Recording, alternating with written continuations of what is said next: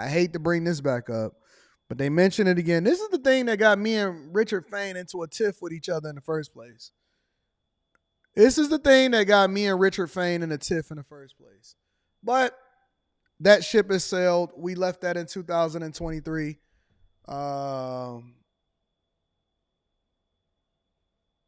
Yeah, we'll talk about that later, Counselor Mr. G.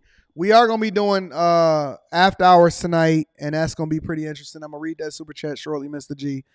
Ian Dunlap talks about the true cost of what being successful is and saving your first $100,000. Make sure you hit a like for the algorithm, subscribe to the channel, turn on your notifications. Let's get into it, y'all. Ian, I wanted to talk to you about something. You went viral. Shout out to Spiritual Word.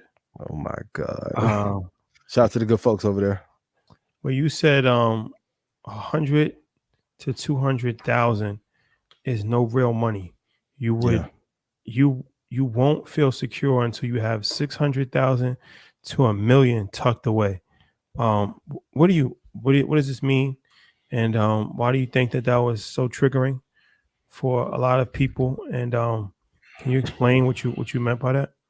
I'm not trying to be a villain no more in 2024. Mike, put us back on screen. I need some good favors when they go to Davos. We're a team. Okay. My job is to tell the truth no matter what. So like I know some people got bothered by it, and every time I post this, people get upset. But the truth is, like, if you're taking care of people, like, and if we just look at elderly care, if you ever had a family member that had assisted living that was an elder, for those of you who don't know, it ranges from $6,000 a month to $20,000 a month, right? If you have a kid that goes to college, those expenses are there. And especially, I feel like as soon as we began to invest in real estate, crypto, stock market, we began to have these conversations at scale, all of a sudden inflation ramped up to a level that we could not keep up with. So my job as a truth teller is, even if it's not the popular thing to say, I would rather you know how much money that you need to have in order to feel secure, opposed to, and some of you told me this, hey, as soon as I got to 100 grand saved, now the value of my dollars dropped.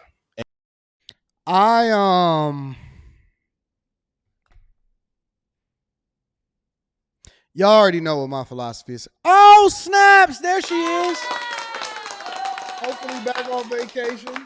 What up, Q? What up? Y'all know what my investment philosophy is. First of all,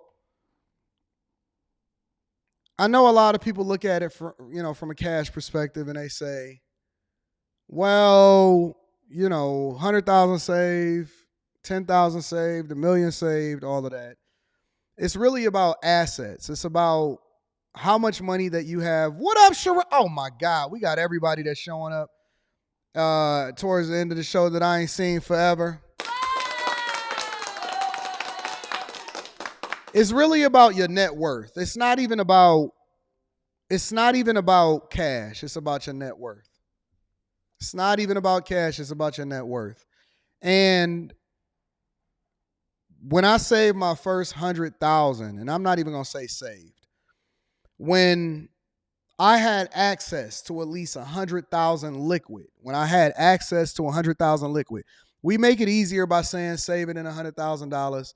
But when I had my first $100,000 liquid, I realized that I couldn't even really do anything with it.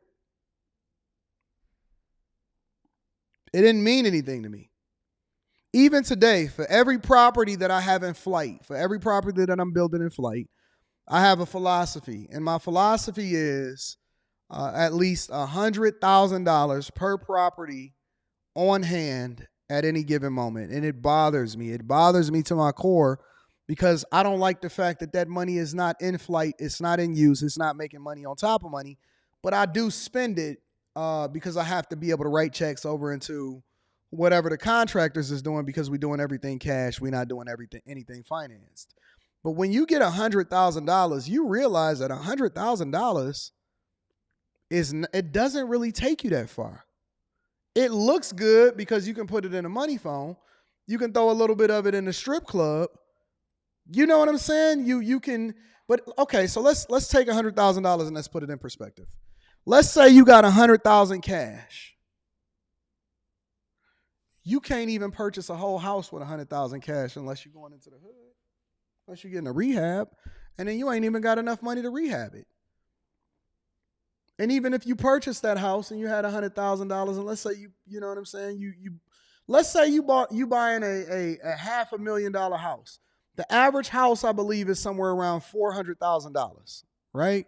And let's say you buy a $500,000 house, you're recommended to put at least 20% down so you can avoid PMI, private mortgage insurance, and then you got to pay the property taxes. You still paying a house note. Let's say that you decide that you just want to rent and you want to chill and you want to preserve it and you want to try to live off of that $100,000. Well, guess what? It's still not. Let's say you go and buy a car. You can't get no car for probably any less than $40,000, $50,000. Half of it is gone already. Hit a medical emergency and see what happened. Try to open up a business or a restaurant. You ain't even got enough. $100,000, unless you're going to do it the way that I teach y'all inside of the Patreon, where I tell y'all to vet out your business idea by doing, pop-ups and all of that stuff and building it from the ground up, and y'all take those blueprints. If you put 20% down, you can pretty much get rid of PMI. But my point is this. It's $100,000. It sounds like a lot of money. And I'm not saying that it's not life-changing money for a lot of people, because you can probably do some really great things with it. You can pay off your not your emergency. You can pay off your student loans with it. You can get out of debt. You can do a lot of things with it. You can pay off your car note. If most of y'all that's watching this show right now got $100,000 and then you allocate it to actually paying off your debt, most of y'all would still not have no money. Now, being net worth positive is actually a good thing, because then that means that, even if you only got your net worth is $1 and you have zero debt, that means that you have the ability to be able to generate a lot of revenue and allocate that revenue over into assets that's ultimately going to pay you over a period of time. MVP is a minimal viable product. That's correct. That's a term that we use in technology. But my point is $100,000. I've been telling y'all, and I've been preaching this for years, and I said, hey, listen. If you're making $40,000 and $50,000 a year, I congratulate you, especially if you're doing it legally, but you should shoot for more, because that's not the amount that you want to try to raise a family of 4 off of. And everybody got mad at me, and they started getting in their victim Olympics feelings, and they said, Anton is out of touch with reality. As though I ain't been poor in multiple different times in my life. And all of these women said, I want a high value man. I want to be able to make 6 figures. That ain't going to get you far. That's not going to be able to get you far. And I had a clip that went viral that I did on Real Life Street Stars, and I was breaking people down of, if you made $1 million, you need to get it down to this, and you really only want to have to pay taxes on 70. And they say, well, taxes on 70 is well, obviously that's as a married man. But all I'm basically telling you is that the thought and the process behind, look, the more money you make, the more you realize you need. It's almost just like understanding relationships. The more I understand how women think, the less likely I would ever be to get married again, because I know too much. And when you in a hood and you only in your hood and you only looking at the money phone and you looking at rappers and you looking at people that drive Buick Regals with rims on it and they just putting sounds in the back of their car, it don't sound like much until you get exposed to it and you actually want to go on vacation. And you want to get a house. And you want to take care of your children. Or you get hit with child support, right? Or the tax man come and they say, yeah, you a high value man now. Let me get 33% of your earnings. And then you want to start figuring out how to do it a little bit differently. And you start allocating your money differently. But listen, I understand that most people, over 63%, according to the statistics, don't have $500 in an emergency. But what I'm trying to tell you is that even though I understand it, that does not have to be your reality. We got to do it differently. Let me hear what else you got to say. And the $100,000 doesn't feel, or the $50,000 or the $20,000 doesn't feel like that. So maybe people get triggered by it because it feels like. One of my good friends hit me up the other day and they said, Anton, I need to This is no cap. I'll show you the receipts. Anton, I need you to send me 9,000. I'm in a bind, Nate. Or not even that they was in a bind. They had a play that they needed to make, and they wanted to, you know what I'm saying, try to make sure that I could, tap into me. And they said, Anton, I need you to send me I need you to send me $9,000. I need you to send me $9,000. And this was right into the new year. They said, Anton, I get it back to you. And they did. They got it back to me about a week from there. And it's somebody that I know, so it's not like it's a big deal or, you know what I'm saying, that I was apprehensive about sending it or anything. But I wired it out and I wound up sending it to him. And I sent them the $9,000. How many people can you call that can just send you 10 bands is my point. If you get into you got to make a deal or you got to make a play and you in a bind, how many people can you call to wire you over 10 grand? 9 or 10 grand. If you have a baby, you know how much it costs to have a baby?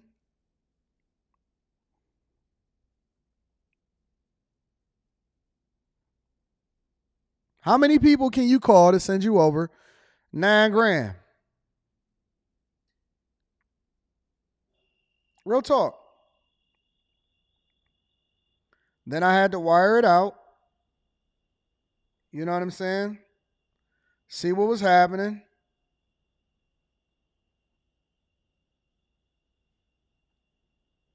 Because you can't do nothing for nobody if you have not done it for yourself. Like, if you don't have the ability to do it, you can't do it. And I'll show it to you right now. I have no problem. Past 90 days. I don't want to show you my account number, so let me be careful with that. Then I had to transfer $9,000.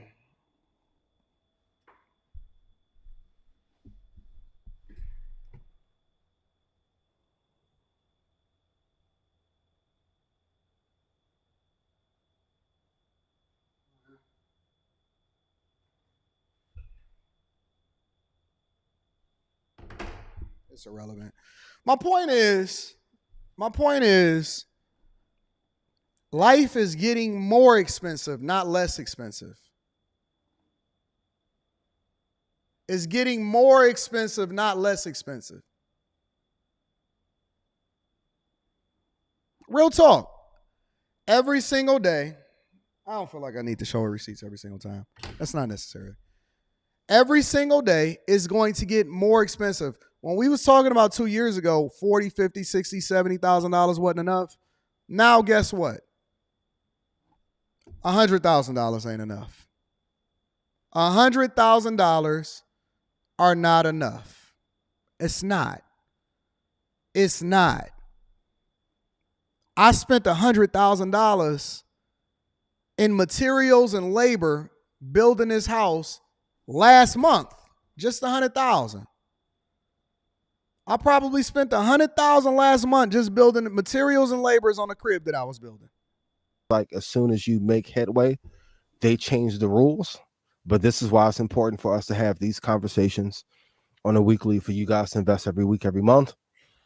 So we know the rules are going to change for us, kids, but I would rather us be prepared about what things really cost. Once again, Ross told you in an interview on AOL, if he had how much money, he would be terrified.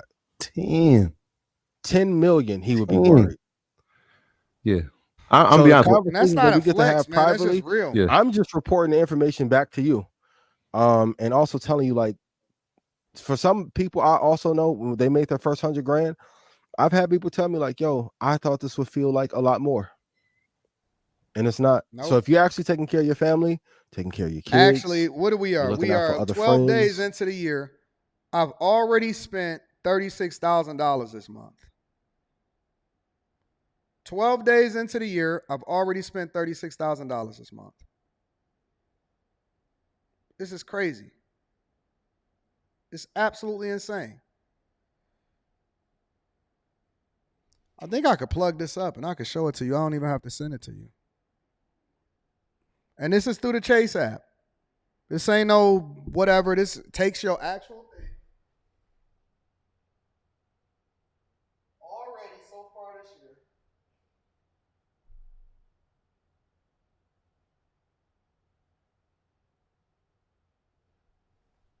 It's more expensive. The more money you make, the more it's going to cost you to live.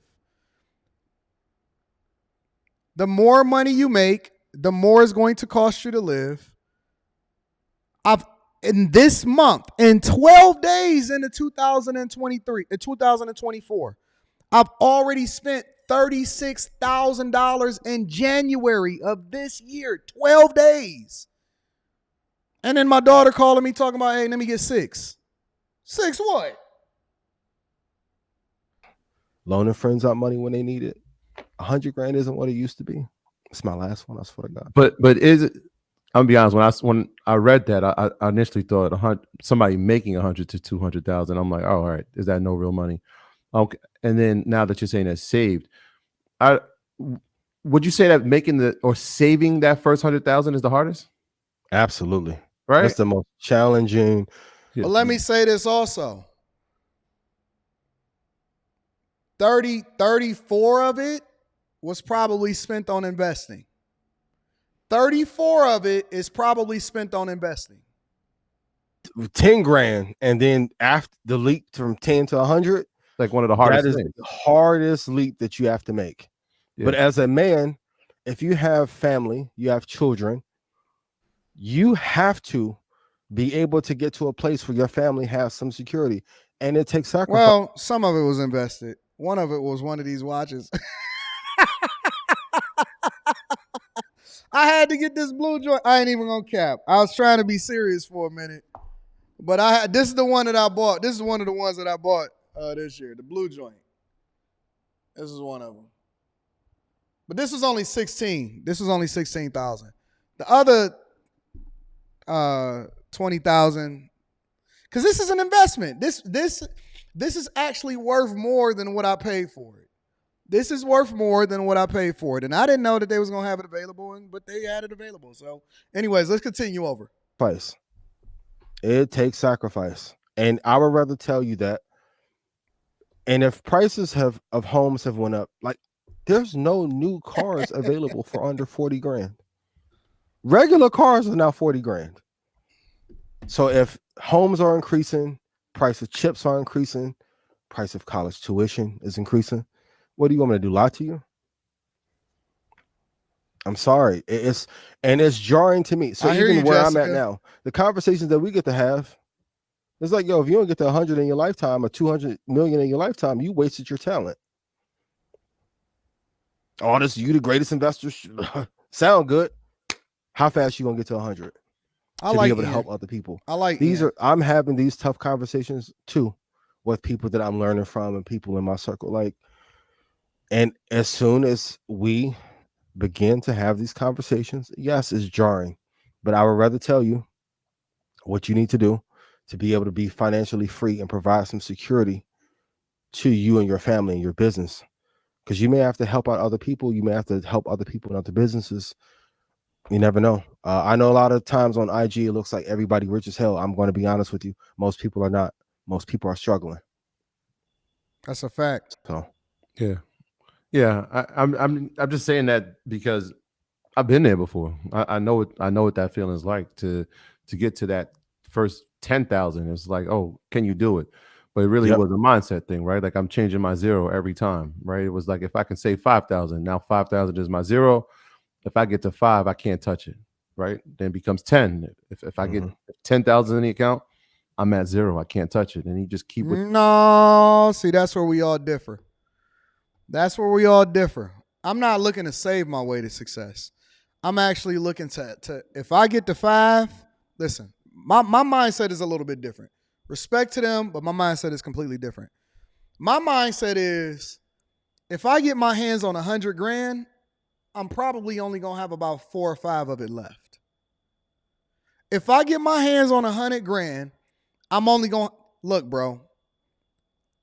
Beginning of the month, because we do our weekly meetings and we do our sit downs with the team and the staff and all of that. And we figure out, okay, who going to get raises, who going to get bonuses, where we need to invest, what equipment we need to buy, where we need to put money at, how much we need to allocate going into the real estate war chest. Literally, in my budget, I have a real estate war chest because I know that depending on what properties is in flight, we have to have cash on hand in order to make sure that we paying contractors. So my goal every single month is let's use a round number. Let's say I get 100 grand. My goal is to get rid of between 95 and 98% of it.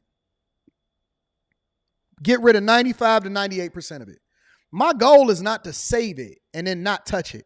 My goal is to deploy it because every single dollar that I have as an employee, that's meant to make sure that I go and get more employees. Listen, if your money is just sitting there, in my personal opinion, you a fool.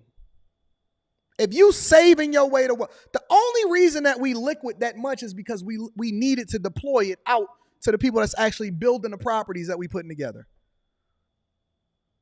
That's it. But if you're saving money, the only thing that you need to be is liquid.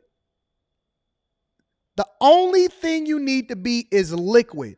Liquid meaning that I want my money working for me, but I want to have access to it. I want my money to be working for me, but I want to have access to it. King Sid says, okay, so what do you do when you get 5K?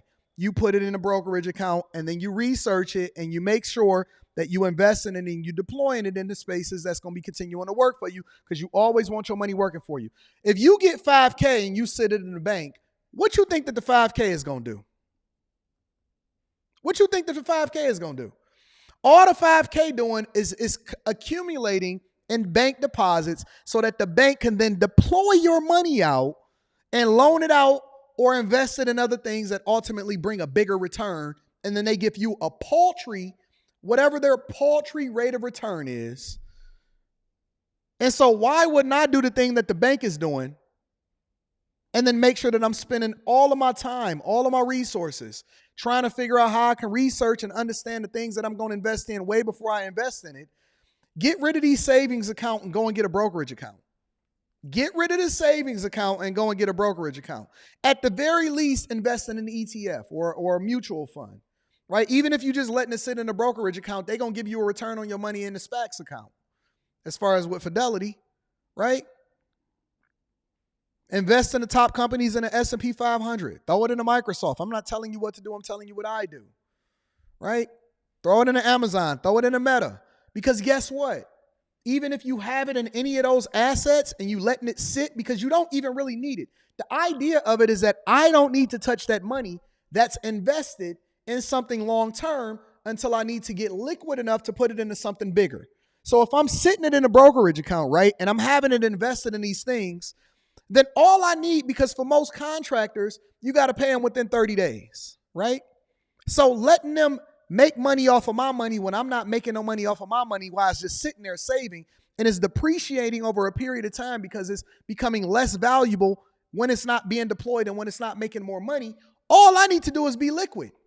Okay, so I'm sitting here and I got all of these stocks and all of my stuff is rocking out.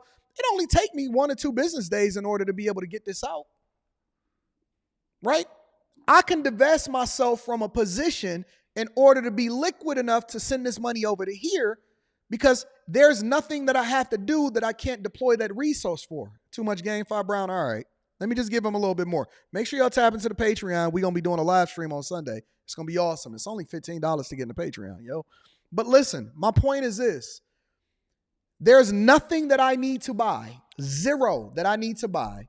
I cannot go and close on a property unless I get the title company to come and meet both of us. And it usually takes at least a week to do that. That means that all I have to do is make sure that I'm liquid enough to be able to get and buy whatever it is that I identified as my next investment, whether it's real estate, whether I'm buying a property or whatever, right? Whether I need to pay contractors that's building a property, whether I buy some land. I just need to be liquid. I don't need to have access to the money because it needs to be out there working for me. I want every single dollar out there working and deployed. Every month, my goal is to go broke. Every month, my goal is to go broke. I structure my budget. I make sure that I allocate the monies towards whatever it is that I need to allocate it for. And then I make sure that I live way below my means. And every other dollar has to be going out there and working. Why do you want to make sure that you're living way below your means? Well, the reason why you want to live way below your means is because now it takes less for me to have to live on as far as having to pay taxes to the money that I have to use to buy the things that y'all want to do just for fun. I don't want to spend money that I'm working on stuff. I want to use that money to invest, and then I want to use your money or the other monies that I'm using as residual income to then do the things that I really want to do.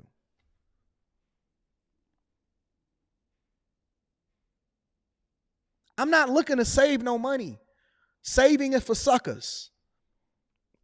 I'm not telling you not to save. This is just my personal opinion. Saving is for suckers. Let me say that again. Saving is for suckers. Everything that I see y'all doing as far as saving y'all money and trying to hold, I need to save this for an emergency. That's for suckers, bro. That's for suckers. Real talk.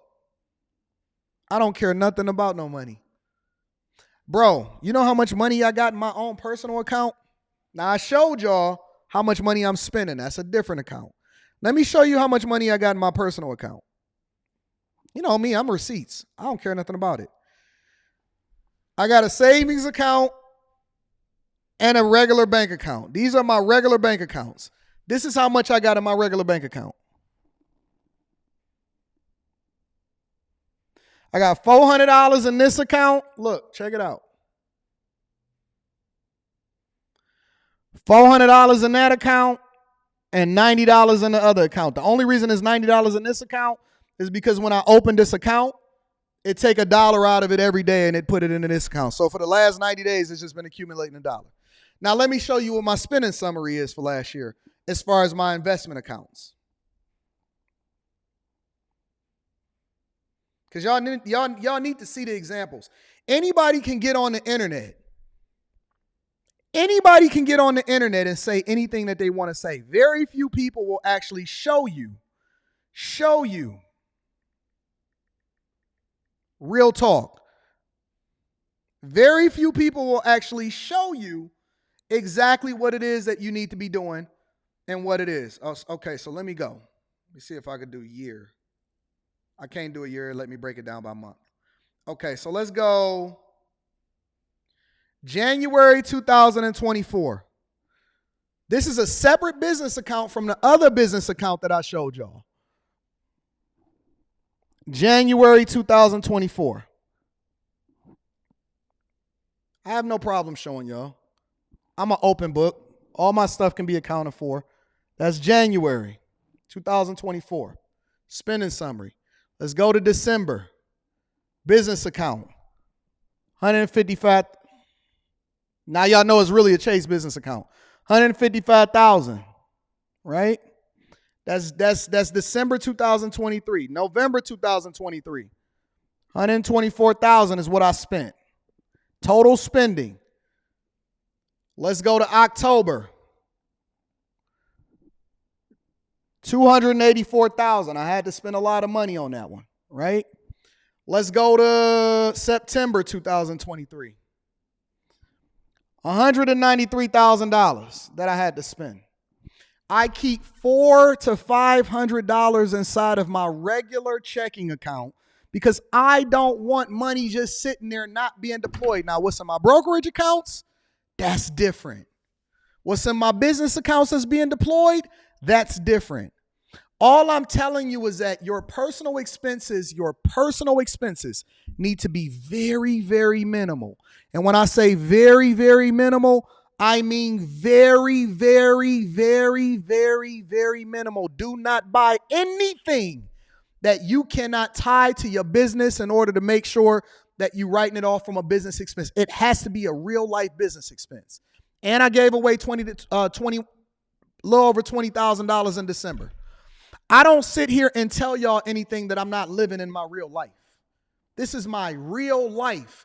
I'm not spitting here and telling you anything that's hypothetical, theoretical, none of this stuff. This is real life. Real life advice. I live it. I've been living it my entire life. Look at the budget video inside of the Patreon and then use that budget video in order to shape your own budget to be that. I keep $500 in my regular account. You know why? Because anything more than $900, $1,000, I'm a sucker. I'm a sucker. You know why? Because all they doing is using my money in order to make money. Why wouldn't I be deploying my resources over into real estate? Why wouldn't I be investing my money over into certain companies within the stock market? Why wouldn't I be deploying my monies over into continuing to build my business? Why wouldn't I be expanding my business in order to make more money so that we can generate more revenue? Why wouldn't I be investing in people? Why wouldn't I be ensuring that I create better? You know what I'm saying? Like, there's a different way that y'all got to think. Forget all of this other shit that y'all doing. Forget all of this other stupid junk. Forget all of the clothes and the cars. Your stuff will pay for itself once you get enough assets to do so.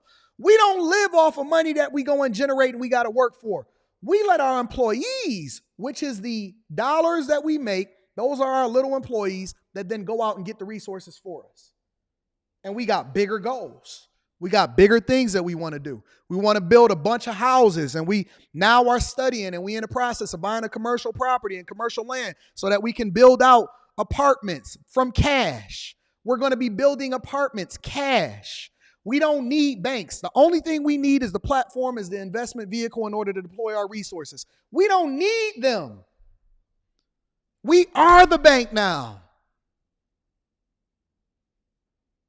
And you can't tell me that being black in America, that the system is holding me down. I don't need the system. I am the system. I don't need a bank. I don't need none of these people. I don't need a bank. I don't need to pick up a basketball and dribble it. I don't need none of that. The only thing I need is my two hands, God, my God-given abilities and senses, making sure that I don't have no self-inflicted wounds and being absolutely intentional. And we have more information than we ever had in our entire life. We got a whole library. We got Google. We got all of these resources. And you can't tell me that me, as a young black man that was born and raised in Detroit, nobody ever gave me nothing. And you can't tell me, listen, let's say hypothetically that somebody gave me an inheritance, which they didn't, and I put that on my father's grave, that nobody ever gave me no inheritance, no money, no trust, no money to get started. Ain't nobody Donald Trump over here. Let's say hypothetically somebody gave me $1 million, $2 million, $3 million. The way that I spend my money, I would be broke tomorrow. The way that I spend money, the lifestyle that I live, I would be broke tomorrow if that was the case. It's rappers, ball players, every day they make 40, 50, 60, 70, $100 million, and they be broke. 5 years after they get their money. 5 years after they get their money. We gonna have to change our mindset. The system that's holding you down is the mindset that you have that's preventing you from being successful. You so busy trying to buy stuff to impress people that don't care nothing about you, instead of doing the thing that's in the best interest of the people that surround you. Your daughter, your son don't have to get student loans. That should not be the norm. Your generation should be the last generation that we filling out fucking FAFSAs. Your generation should be the last generation that your kids got to fill out a FAFSA. No more FAFSAs. No more fight. Listen, if you want to go for a scholarship, cool. But you should already know that you don't qualify for a Pell Grant. You don't qualify for financial aid anymore. Last generation to fill out a FAFSA. Last generation to apply for EBT and food stamps. Last generation that qualifies for stimulus checks. When you got past a certain threshold, they didn't give you, I never got a stimmy. I never got a stimmy. I didn't want it. I don't want to be categorized with you.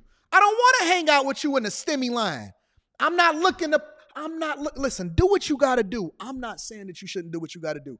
I'm saying that shoot for better. And how are you going to leverage this to get to the next level? I don't want anybody that come in my lineage after me.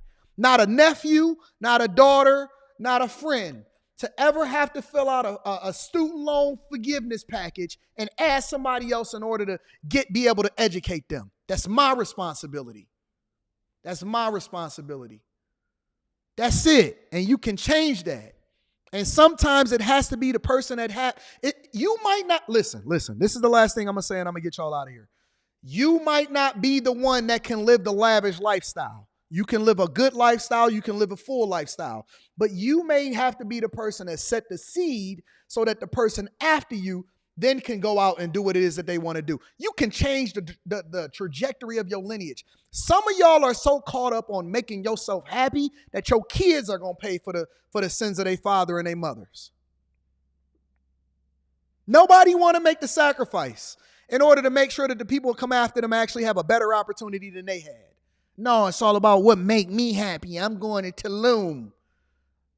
I just got over to Japan at 40 years old for the first time in my life, and now I can do whatever it is that I want to do. I want to go over to Dubai. What you talking about? I want my daughter to go to any school that she wants to in the United States of America and not have to worry about paying student loan forgiveness. That's my goal. Now, if I get blessed as a result of it, every single generation is supposed to be doing better than the previous one. Not worse. We going backwards, not forward. And it's a mindset. Get out of this victim Olympics. Stop looking for somebody to give you something. Nobody is coming to save you. Nobody is going to give you anything. That's it. It's over. United States of America, almost $40 trillion in debt. It's over. Unless you're going to make some adjustments yourself and you're going to man up and put your big boy and your big girl pants on, nobody is coming to help you and save you. That's it. It's over. Go and get it. Go and get it out the mud. You got every single resource, access. We got unlimited customers that we can tap into worldwide. We got e-commerce, the internet, the fastest connections, libraries, infinite information, groups, Patreon for $15, Discords, LinkedIn. You can get access to any CEO you want to in your entire life. You know exactly where they're going to be before they do it. They even tracking Elon Musk's plane to know where he's going to be getting off at. You have every opportunity to make out whatever it is that you want, and there's nobody holding you back. At this point, it's your fault. It's your fault. That's it. It's your fault. Don't blame it on the education system. Don't blame it on the white man. Stop blaming it on your mother and your father. Don't blame it on your baby daddy. It's over. No more handouts. We done. Now go and get that.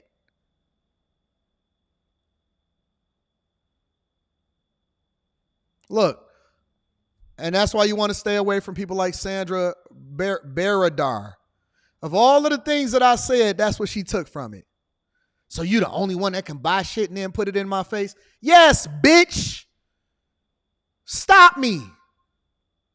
Yes, I got all of the jewels. See that? Custom AD on it. All of the watches, and it's in your face. You know why? Because I earned it. And instead of you looking at it with envy and looking at it as a problem, you can do it too. And then we all can have watches on and be having a good time. You dumb hoe. Always with this jealousy and envy. You the only one that can buy. No, go ahead. Put yourself in debt. Or you want to take that advice and go and get it the same way that I did it. Dummy. You the only one that could buy stuff and put it in our face. Yes, what you going to do about it, dumb? Tell your baby daddy I said what up, though. And next time I want my motherfucking fries hot. I want my fries hot and I want my groceries bagged ASAP. I'm not going to self-checkout. I'm not doing it myself. I'm going to your line. I want that stock. I want everything stocked. And I want my groceries bagged, double bag my shit. And I don't want plastic. I want paper. Get my groceries together and make sure that my stuff and my fries is hot when I see you on your other job. Keep giving me cold fries.